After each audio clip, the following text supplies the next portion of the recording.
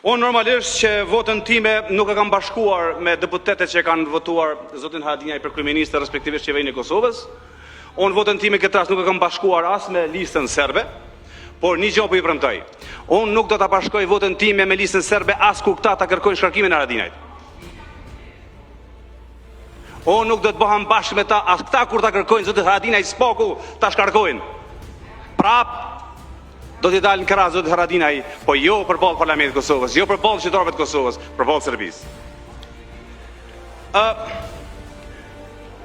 Kjo qeveri po duket që ka një bazë të gjerë, por një të ardhmë të shkurtër, për shkak se ndoshta baza e gjerë është subjektet politike që janë të, po ardhmja është shumë e shkurtër, për shkak se është e varur mbi ata që nuk e duan as Haradinajin, as Kosovën, as Parlamentin e as institucionet e Kosovës, siç është lista serbe.